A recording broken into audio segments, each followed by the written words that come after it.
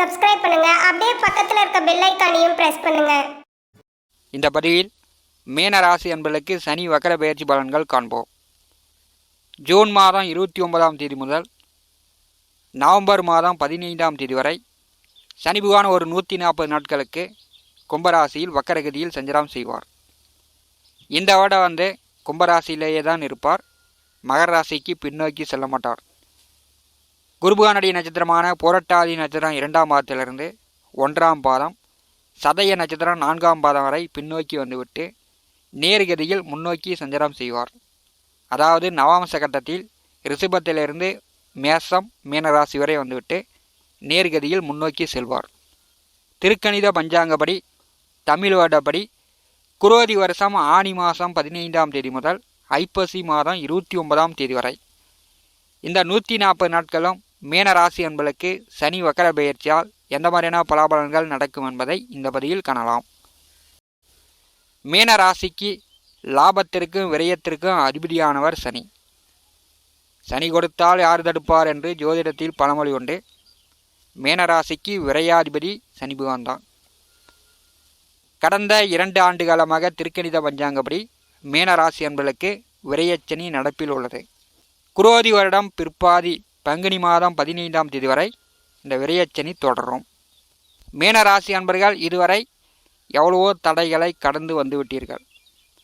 விரயச்சனி என்றால் தேவையில்லாத விரயச் செலவுகள், வீட்டை சுற்றி இருக்கக்கூடியவரிடம் பகை விரோதங்கள், ஒரு நாள் கூட ஒரு நிம்மதியான உறக்கத்தை 7 நாட்டு சனியில் சனி பகவான் கொடுக்க மாட்டார். விரயச்சனியாக சனி பகவான் சஞ்சாரம் செய்யும்போது அவர் வக்கரமடையக்கூடிய காலகட்டங்களில் நீங்கள் பல தடைகளை கடந்து முன்னேற்றம் அடைவீர்கள். உங்களுக்கு அலைச்சல் குறையும். உங்கள் வேலை தொழிலில் விரயச் செலவுகள் குறைந்து பண விரயங்களிலிருந்து நீங்கள் சேமிக்கக்கூடிய ஒரு காலகட்டமாக இருக்கும். 12வது வீட்டிலே சனி பகவான் வக்கரமடையக்கூடிய காலகட்டங்களில் மீனராசி அன்பர்களுக்கு சுப செலவுகள் ஏற்படும். திருமண வயதில் உள்ளவர்களுக்கு திருமணம் நடக்கும். படித்து கொண்டிருப்பவர்கள் உயர்கல்வி கற்கலாம். படிப்பில் தடை அகலும். அதே மாதிரி புதிய தொழில் தொடங்கணும், புதிய வியாபாரம் பண்ணணும் அப்படின்னு நினைக்கக்கூடியவர்கள் புதிய தொழில் தொடங்கலாம், புதிய வியாபாரம் தொடங்கலாம். உங்களுடைய சுய ஜாதகத்தில் நல்ல திசாபுத்தி நடந்துச்சுன்னா ஆனி மாதம் 15 முதல் ஐப்பசி மாதம் 29 வரை சனி பகவானுடைய வக்கர காலகட்டம் உங்களுக்கு விரயங்களை கொடுக்காது. உங்களுக்கு நீங்கள் தொட்ட காரியம் எடுத்த காரியம் செய்கின்ற தொழில் உங்களுக்கு மேன்மையை கொடுக்கும். 12வது வீட்டிலே சனி பகவான் வக்கரம் அடையும் போது வெளியூர் வெளியிடம் வெளிநாடு வேலைக்கு முயற்சி செய்து கொண்டிருப்பவர்கள் சனி பகவானுடைய வக்கர காலகட்டங்களை பயன்படுத்தி கொள்ளலாம். வெளிநாடு வேலை கிடைக்கும். அயன சயன போகஸ்தானம் பலமாகிறது. அதனால் படுத்தால் நன்றாக தூக்கம் வரும். கணவன் மனைக்குள் நல்ல அந்யோன்ய பிரியம் அதிகரிக்கும். விரையாதிபதி வக்கரமடையும் போது மீனராசி என்பதற்கு சேமிப்புகள் உயரும். நீங்கள் செய்யக்கூடிய வேலையும் செய்யக்கூடிய தொழிலும் நல்ல வருமானங்கள் வரக்கூடிய காலகட்டமாக இந்த 140 நாட்கள் இருக்கும். 9 நவகிரகங்களில் சனி பகவான் நீதிக்காரகன், தொழில் ஜீவன கர்மக்காரகன். சனி பகவான் ஆயுள் காரகன். ஒரு மனிதனுக்கு சனி பகவான் என்ன கொடுப்பார் என்றால் நீண்ட ஆயுளை கொடுப்பார். சனி பகவான் ஆண்டி முதல் அரசன் வரை எல்லோருக்குமே பாரபட்சமின்றி சனி பகவான் சஞ்சரிக்கக்கூடிய ராசிகள் வழியில் நன்மை தீமைகளை தர வல்லவர். 7 நாட்டு சனி, அஷ்டமச்சனி, அர்த்தாஷ்டமச்சனி, கண்டகச்சனி காலங்களில் சனி பகவானுடைய தாக்கம் மிக கடுமையாக இருக்கும். முன் ஜென்மத்தில் செய்த கர்மா வினையெல்லாம் இந்த ஜென்மத்தில் 7 நாட்டு சனி, அஷ்டமச்சனி, அர்த்தாஷ்டமச்சனி, கண்டகச்சனி காலகட்டங்களில் தான் அதிக தொந்தரவுகளை கொடுக்கும். கண்ணாவெளி பிதுங்கும் அளவிற்கு சனி பகவான் கருணையே இல்லாமல் கஷ்டப்படுத்துவார்.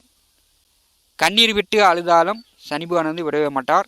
முன் ஜென்மத்தில் மற்றவர்கள் குடிகெடுத்து மற்றவர்களுடைய வாழ்வாதாரத்தை கெடுத்து மற்றவர்கள் சோத்தில் மண்ணை போட்டு தாங்குடியை உயர்த்தி கொண்டவர்கள், தன்னுடைய வசதி வாய்ப்புகளை பெருக்கி கொண்டவர்களுக்கு இந்த ஜென்மத்தில் பெரும்பாலும் இந்த 7 நாட்டு சனி காலகட்டங்களில் அதிக தொந்தரவுகள் தரும். நிலபுல சொத்து விரயமாகக்கூடிய வாய்ப்புகளை ஏற்படுத்திவிடும். முன் ஜென்மத்தில் நல்லது செய்து இந்த ஜென்மத்தில் பிறந்தவர்களுக்கு சனி பகவான் ஒருபோதும் தீமை செய்ய மாட்டார்.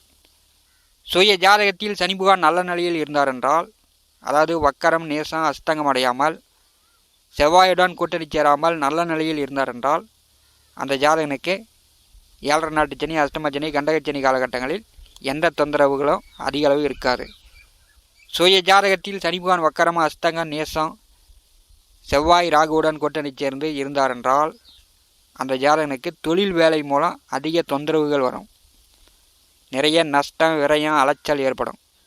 அதே மாதிரி அண்ணன் தம்பிகளுக்குள் ஒற்றுமை இருக்காது, பங்காளிகளுக்குள் ஒற்றுமை இருக்காது. அவர் வீட்டை சுற்றி இருக்கக்கூடியவரிடம் பகை விரோதங்கள் ஏற்படும். இவருக்கு எப்போதுமே நோய் நொடி தொந்தரவுகள், தரித்திரம், பேடை, செய்கிற வேலை தொழில் ஏதோ ஒரு வழியில் விரயமாகிட்டே இருக்கும்.